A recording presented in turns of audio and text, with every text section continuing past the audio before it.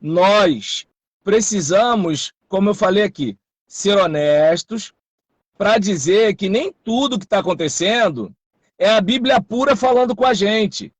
Tem a nossa interpretação. A gente não pode confundir e dizer que a nossa interpretação é o que o texto está dizendo. Porque o que Então o texto está dizendo... Oi? Então você está dizendo que o labor teológico não é inspirado. É Claro isso? que não. Claro que não. É aquele caso. Vamos pensar o seguinte. Observe bem. Observe bem. Imagine. Pastor e ovelha lendo a Bíblia sobre ministério pastoral.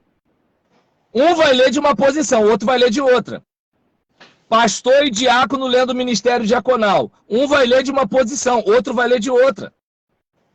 Pastor e ovelha lendo sobre o cuidado do pastor para com a ovelha. Cada um vai ler da sua posição. Nós somos humanos, não tem como não ler da sua posição. Então, Entende? quando o pastor Bill Hamilton lê predestinação em Efésios, ele faz uma interpretação. Quando o pastor Roberlan lê, faz outra interpretação, lendo o mesmo texto. Eu vou melhor, né? Porque quem sou eu para ficar em pé de igualdade com Bill Hamilton? Eu vou botar Tiago Tintilo, entendeu? Então, o que acontece? Observe bem. Primeiro, é bom lembrar, a Bíblia não é o nosso sistema teológico. Ela diz o que ela diz. Nós é que, para a organização do pensamento, para não perdermos a razão, a gente tenta harmonizar as coisas, certo? Porque a Bíblia que fala que Deus tomou uma decisão é a Bíblia que cobra da gente uma decisão. A mesma Bíblia. A gente que, para harmonizar, a gente vai tentar juntar os textos, e aí sempre tem aquele texto que pula, entende? E aí a gente chama de texto difícil. Só para deixar claro que a gente não tem como colocar aquele texto na nossa caixa. Então, observe bem, mesmo a gente fazendo todo um esforço, tem um texto difícil. As denominações estão aí para provar. Cada denominação, né, puxa para um lado, mas tem o texto difícil.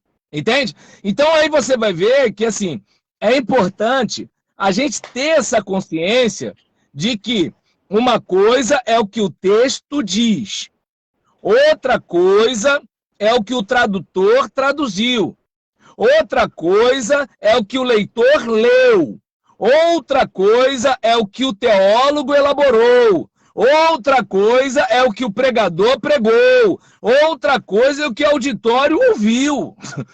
A gente precisa separar as coisas, porque é o seguinte, o que o membro da minha igreja me escuta pregar não é a palavra bíblica que está ali. O que eu estou fazendo é olhando o texto e comentando o texto para a minha audiência. Então, obviamente que naquela carne vai ter um pouco de gordura ali. Mas então cá, é importante. Tem uma coisa também, Roberlan, que ficou assim no ar, no áudio, não sei se no e-book o Ed, até parece que eu sou íntimo dele, nunca nem vi, nem mais gordo, nem mais magros, mas ouvi muitas pregações e fui abençoado, mas tá essa polêmica toda aí. Vem cá, algo ficou assim no ar e causou muita discussão em relação à autonomia e à eclesiologia da Igreja Batista. O Ed chega a citar, e aí acaba havendo uma incoerência. O Ed chega a citar que a tradição batista ou a tradição protestante, ela é consequência da reforma protestante. E aí na sua fala, no seu áudio, e muitos pastores em muitos grupos estão discutindo sobre isso. Eu queria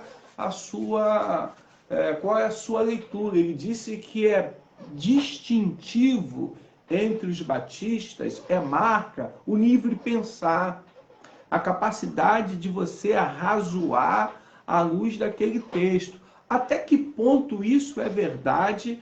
Existe algum limite nesse movimento chamado Batista no Brasil? Até que ponto eu sou livre mesmo para pensar, para razoar?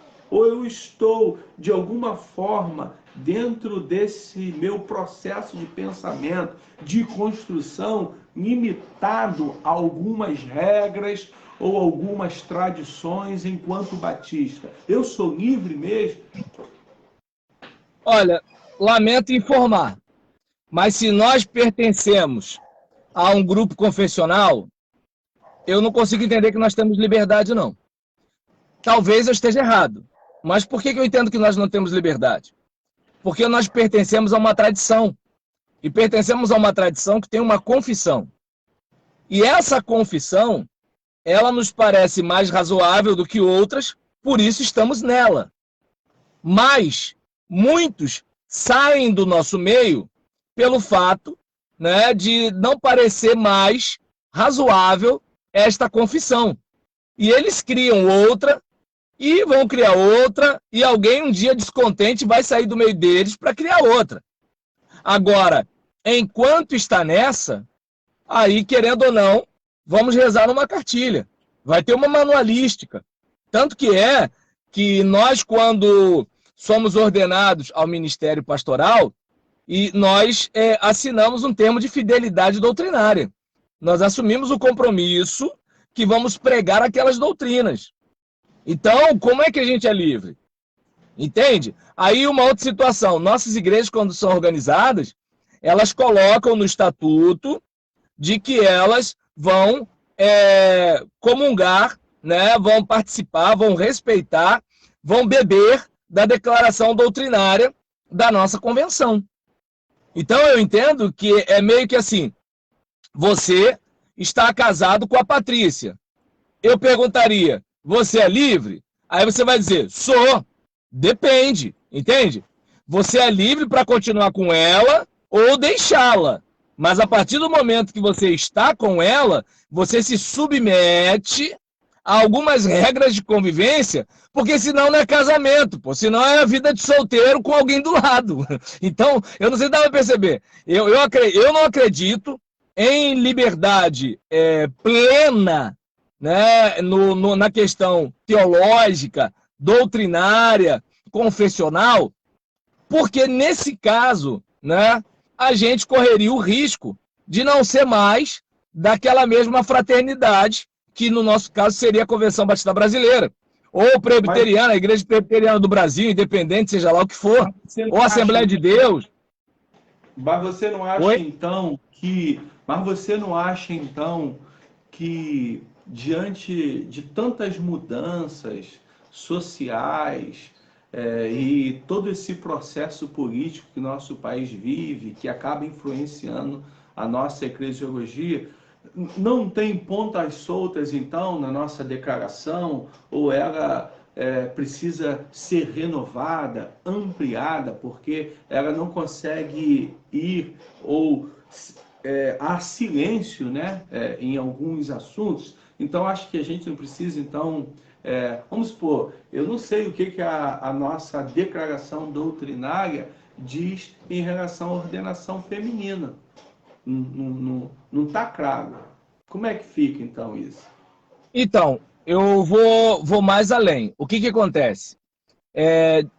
Eu não queria estar na pele da comissão que está trabalhando essa... Eu não vou nem usar a palavra atualização, né, da declaração doutrinária para não dar problema. Mas esse ajuste, né, da declaração doutrinária para esse novo tempo, porque o que acontece? Boa parte de nós já está acostumado com essa confissão, já está acostumado com esse manual, já está acostumado com essa série de afirmações teológicas. Aí o que acontece? Alguns de nós tá lá, mas pensa de um modo um pouco diferente, lê de um jeito diferente, mas lê aquilo de um jeito diferente. E, é claro, diz que está sendo bíblico ao abordar aquilo ali, seja letra por letra, ou seja do próprio jeito. Aí o que acontece? Vindo uma mudança, essa mudança vai trazer desequilíbrio. Nesse caso, corre-se o risco de quê? de um racha. Então, é uma situação muito sensível, muito difícil, entende? Por quê? Porque nós temos a mania de confundir a revelação, né, com a interpretação. Deus pode falar contigo, mas não quer dizer que você vai ouvir do 100% que ele falou. Você vai ouvir com a cabeça que você tem. Você vai ouvir com a mentalidade que você tem. Você vai ouvir com a cultura que você tem. Você vai ouvir de acordo com a posição onde você está. É normal isso acontecer. Somos seres humanos. Por isso que a própria declaração doutrinária, ela diz que a Bíblia é a palavra de Deus em linguagem humana. Linguagem humana não é só falar português e inglês. Linguagem humana tem a ver com o quê? Pensamento e linguagem. Tem a ver com cultura. Tem a ver com cosmovisão. Entende? Tem a ver com a questão do país onde você vive. Tem a ver com a cultura do missionário que trouxe o evangelho. Tem a ver com uma série de situações. Tem a ver com a cultura de uma época. Tanto que se você observar, a cultura das nossas igrejas, que remontam, segundo minha perspectiva histórica, desde 1609, é uma cultura diferente das igrejas que surgem depois, né, no período lá de 1800 e alguma coisa, que é um pensamento diferente das igrejas que surgem na década de 60, que é uma cultura diferente das igrejas neopentecostais recentes agora. Nosso mecanismo de memória é texto impresso, por causa da época que a gente começou. O da igreja neopentecostal é audiovisual. A gente está aprendendo ainda isso. A gente é novo nessa praia, entende? A gente começou a aderir guitarra e bateria quando a igreja neopentecostal nadava de braçada nisso daí. A gente começou a observar a importância da televisão, do cinema para comunicar o evangelho depois que os neopentecostais já estavam aí. Então você percebe que assim, esses elementos culturais vieram juntos com missionários. A gente não é só, eu leio a Bíblia, tá ali bonitinho, igual lá o Jesus da Palestina, não. Porque no nosso imaginário, Jesus é branco, tem olhos claros, cabelo cor de mel, pô. Então, não sei se dá para perceber, tudo nosso foi mediado, né, pela igreja católica medieval, foi mediado pelo eurocentrismo, foi mediado, né, pelo contexto denominacionalista norte-americano. A gente tem uma série de fatores aí, né, de modo que quando o cristianismo vem para a gente, ele vem embrulhado dentro de várias camadas, entende? Então a gente tem que ter isso em mente, por quê? Porque quando você vai ler a Bíblia, você não vai ler a Bíblia a olho nu, você não vai fazer isso. Mesmo que você se esforce, ainda assim. É quando você falou sobre os aspectos ideológicos e políticos. Então você vai perceber que assim, vai ter gente, né, que sabe, olha, eu opto pela direita porque eu vejo algumas coisas na esquerda que não desce na minha garganta. Mas não quer dizer que a direita é do céu. É importante frisar, entende? Aí eu, por exemplo, vou ter uma preferência pelo pop rock, né? Ou vou ter uma preferência pela valsa. Não quer dizer que o pop rock é do céu ou a valsa é do céu. Então a gente tem que se ligar que, olha, o reino dele não é desse mundo. Por exemplo, eu tenho certeza absoluta que se Filemon obedeceu Paulo, ele tratou Onésimo melhor do que muitos patrões tratam seus empregados hoje com CLT. Entende? Porque a questão é interna e não necessariamente socioeconômica. O socioeconômico, o político, o socioeconômico, o ideológico, isso é uma questão nossa, mas a proposta do reino é uma transformação interna. O problema é que a gente está botando o reino no aspecto social-democrata, a gente está botando o reino numa questão marxista, a gente está colocando o reino numa questão liberal, liberal aqui no aspecto econômico ou político, tá? Então, assim, a gente está olhando tudo num viés que não deveria ser o bíblico. O que a gente deveria fazer é o quê? Vamos atacar o pecado porque o pecado nos prejudica. O pecado faz a gente estragar o casamento da gente. O pecado faz a gente matar pessoas. O pecado faz a gente segregar pessoas. O pecado faz algumas pessoas viverem no bom e no melhor, enquanto outras dormem no papelão. Então o pecado faz isso. Entende? Eu não tenho que ficar nessa de pastor preto, pastor branco. A questão é o seguinte: nós somos imagem e semelhança de Deus, e Deus, como gosta de variedade, ele fez o negro, o branco, ele fez o caucasiano, ele fez o amarelo, tem o ruivo, e assim por diante, entende? E aí o que acontece? E nós, né, como povo de Deus, vamos amar o nosso próximo como nós nos amamos, entende? Então eu olho para a situação toda, eu vejo que, assim, infelizmente, nosso problema maior é o ódio, é a inveja, é a facção, é a obra as obras da carne é que são o nosso problema, né? E quanto antes a gente abrir o olho para isso, melhor. Mas agora, enquanto a gente não abrir, parafraseando, né, um homem que não era cristão, o inferno são os outros, entende? Então eu pelo menos olho dessa forma e, assim, quanto a algumas questões, né, do Ed Renekiewicz, eu tenho meu contraponto. Mas, quanto à questão da pregação sobre Onésimo e Filemon e a explicação dos termos, atualização da Bíblia e insuficiência, eu olho para aquela atualização, né, e vejo, pela explicação que ele deu no e-book dele, eu vejo que aquela atualização é algo que até os críticos dele fazem.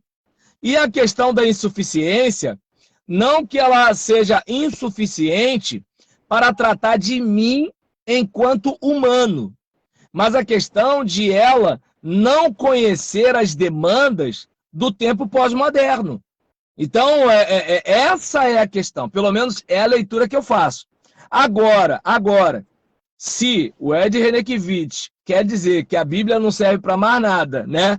E que a Bíblia não é suficiente para a nossa salvação e nossa transformação, o que no e-book não foi o que ele disse, aí é outra coisa. Mas eu não posso atribuir a você uma coisa que você não falou. Eu não posso dizer que você disse o que você não disse. Até porque quando fazem isso comigo, eu fico muito chateado. Entende? Então eu prefiro me reservar. Agora, uma vez que você soltou, aí eu vou te perguntar, o que você quis dizer com isso? Entende? Como eu estou falando aqui. Alguém pode me perguntar, o que você quis dizer com isso? Aí, beleza. Respondi?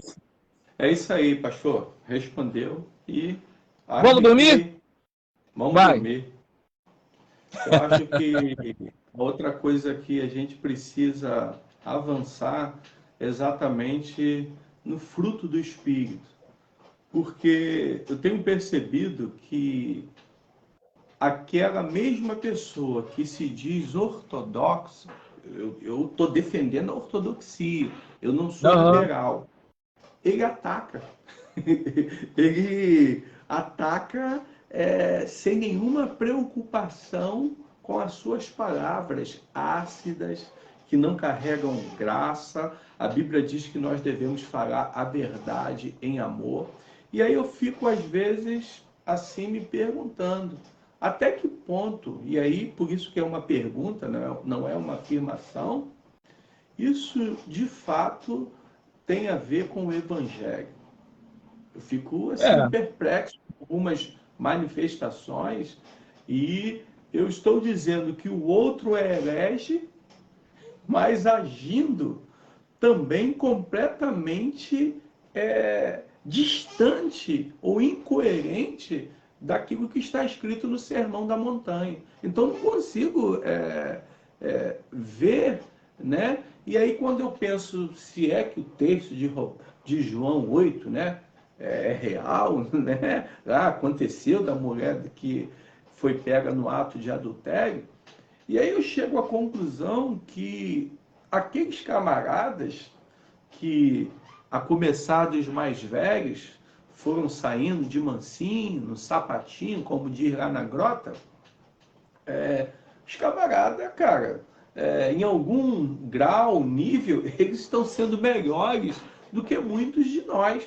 Porque, pelo menos, quando eles ficaram insistindo, poxa, e aí? Toma uma decisão, o texto é muito claro, eles queriam pegar Jesus. Mas uma vez que Jesus diz assim, ó, quem não tem pecado, atire a pedra. Se ele perguntasse para a gente aqui no Brasil, a gente ia tacar a pedra. E aí quando eu olho algumas manifestações, eu fico assim, caramba, esse cara é santo demais, meu irmão. Esse cara, ele condena, e aí eu não estou dizendo sobre julgar, né? Romanos 7, há uma interpretação lá equivocada. Você só pode discernir se há o falso profeta se você julgar. Mas esse juízo condenatório... Romanos 7 ou Mateus 7? Mateus, no capítulo 6 e 7 ali, o Jesus vai falar sobre o falso profeta e fala para a gente não dar pérolas aos porcos. Então você só pode não dar as pérolas se você discernir que o cara ou a pessoa está naquela condição que Jesus falou.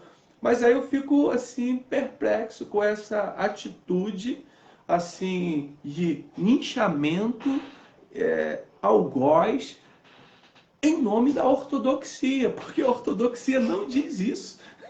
Muito pelo contrário. E aí é difícil. Que Deus nos salve, que Deus nos mantenha, de fato, pregadores desse evangelho que salva, que liberta, que diz para não ir mais, para não pecar mais, né? E a gente seguir, porque tá difícil. A parte mais preocupante é que é o seguinte, né? Todo santo tem um passado.